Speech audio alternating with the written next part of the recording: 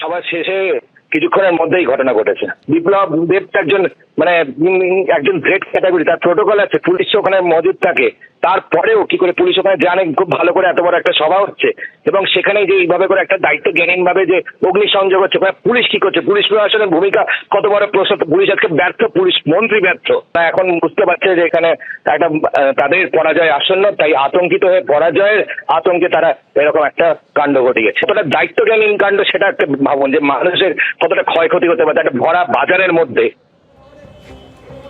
তৃণমূলের তরফে ওঠা অভিযোগ সরাসরি বিজেপি নেতা ইন্দ্রনীল খাঁ তিনি খারিজ করে দিয়েছেন, যদিও বেহালা পূর্বের বিধায়ক রত্না চট্টোপাধ্যায় তিনি পাল্টা বিজেপির দিকেই অভিযোগের আঙুল তুলছেন। তিনি অভিযোগ করছেন বরিশা ক্লাবের মধ্যে ঢুকে তাণ্ডব চালানো হয়েছে। প্রায় 10 বছর ধরেই একই দিনে ব্যাডমিন্টন টুর্নামেন্ট করে এবং আমি যবে থেকে বেহালা পূর্বের এমএলএ হয়েছি প্রতিবারই আমি আসি এবং আপনারা দেখছেন আমি এসেছিলাম যে আজকে ব্যাডমিন্টন অনুষ্ঠান উদ্বোধন ফাইনাল, সেখানে আমি থাকবো।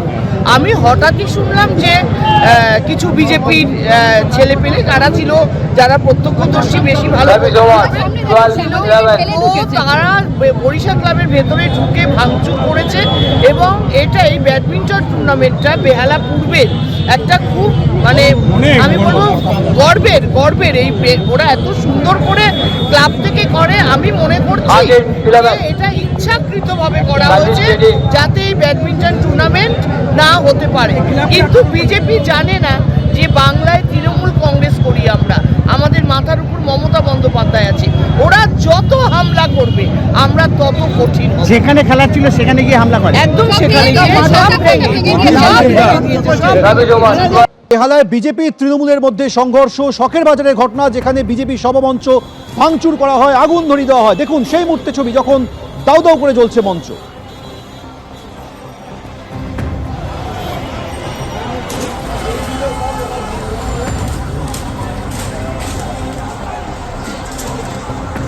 বেহালা শখের বাজারের ছবি আপনাদের কাছে রেখেছি, ভাইরাল ভিডিও। বিজেপি তৃণমূলের মধ্যে সংঘর্ষ, বিজেপি সভামঞ্চ ভাঙচুর করা হয়, আগুন ধরিয়ে দেওয়া হয়। তৃণমূলের তরফে বিজেপির বিরুদ্ধে হামলার অভিযোগ করা হচ্ছে, পাল্টা বিজেপির তরফে তৃণমূলের বিরুদ্ধে হামলার অভিযোগ করা হচ্ছে। সব মিলিয়ে উত্তপ্ত বেহালার শখের বাজার এলাকা।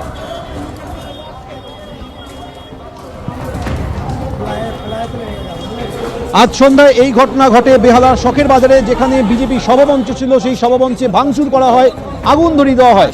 বিজেপি তৃণমূলের বিরুদ্ধে হামলার অভিযোগ তুলেছে, তৃণমূল পাল্টা বিজেপির বিরুদ্ধে হামলার অভিযোগ তুলেছে। অর্থাৎ অভিযোগ পাল্টা অভিযোগকে কেন্দ্র করে উত্তপ্ত শখের বাজার এলাকা। দেখছেন সেই মুহূর্তে ছবি, যখন এই সভামঞ্চে ভাঙচুর করার পর দাউ দাউ করে আগুন জ্বলছে।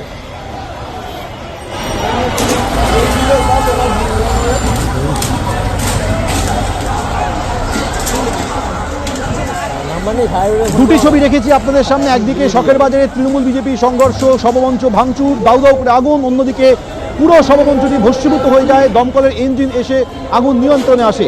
এলাকায় তীব্র উত্তেজনা তৈরি হয় এই ঘটনাকে কেন্দ্র করে।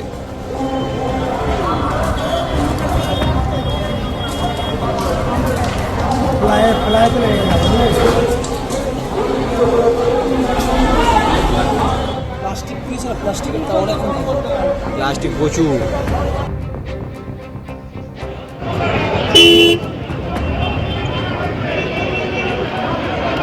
সভামঞ্চ ভাঙচুরের ছবি আপনাদের দেখাচ্ছি, যেখানে সমস্ত চেয়ারগুলিকে একেবারে ভেঙে গুঁড়িয়ে দেওয়া হয়েছে। আগুন লাগার খবর পেয়ে ঘটনাস্থলে আসে দমকল, তারপর দমকল এসে আগুন নেভায়। সেই মুহূর্তে ছবি দেখছেন, যখন এই ভবমঞ্চে ভাঙচুর করে আগুন ধরিয়ে দেওয়া হয়। এরপর দ্রুত দমকলের কাছে খবর যায়, দমকল থেকে ইঞ্জিন এসে এই আগুন নেভানোর কাজ শুরু করে।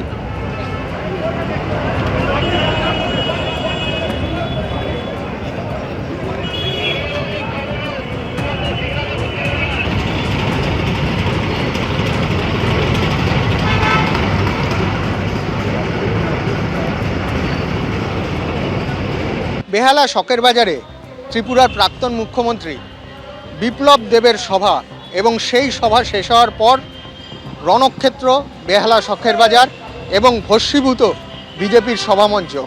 আমরা দাঁড়িয়ে আছি ডায়মন্ড হারবার রোডের সেই জায়গাটায়।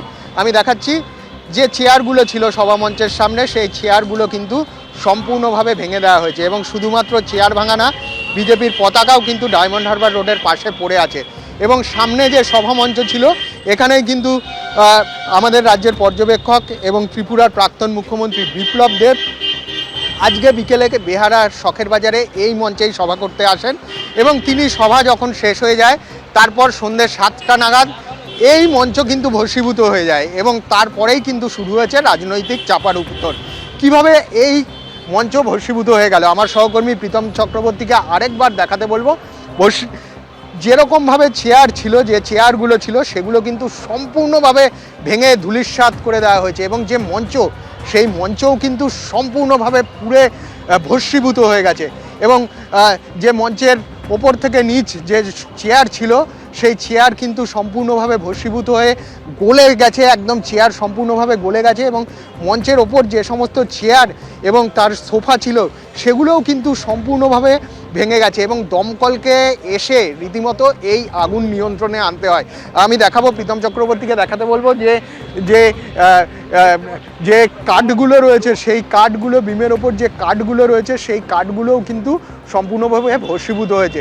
স্বাভাবিকভাবে বিজেপির এই সভামঞ্চে কিভাবে আগুন ধরলো এই নিয়েই কিন্তু রাজনৈতিক চাপানোতর শুরু হয়েছে এবং তৃণমূলের তরফ থেকে যেটা বলা হচ্ছে, বিজেপির এই সভা যেখানে চলছিল ঠিক তার উল্টো দিকে বরিশা ক্লাবে একটি ব্যাডমিন্টন টুর্নামেন্ট হচ্ছিল এবং ব্যাডমিন্টন টুর্নামেন্টের মাইক বাজছিল এবং বিজেপি কর্মীরা গিয়ে সেখানে ভাঙচুর করে এবং তারপর সেই বিজেপি কর্মীরাই ফিরে আসেন এবং ঠিক এই যে সভাস্থল সেই সভাস্থলে আগুন দিয়ে দেয়।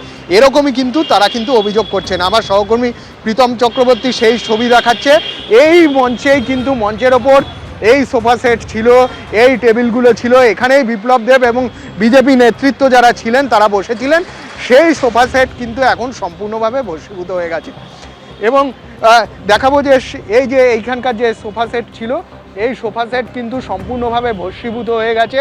যে টেবিলগুলো ছিল সেই টেবিলও কিন্তু সম্পূর্ণভাবে ভস্মীভূত হয়ে গেছে। বিজেপির তরফ থেকে অভিযোগ করা হচ্ছে তৃণমূলের আক্রমণের ফলে কিন্তু এই ঘটনা ঘটেছে এবং উল্টো দিকে তৃণমূল কংগ্রেসের তরফ থেকে কিন্তু বলা হচ্ছে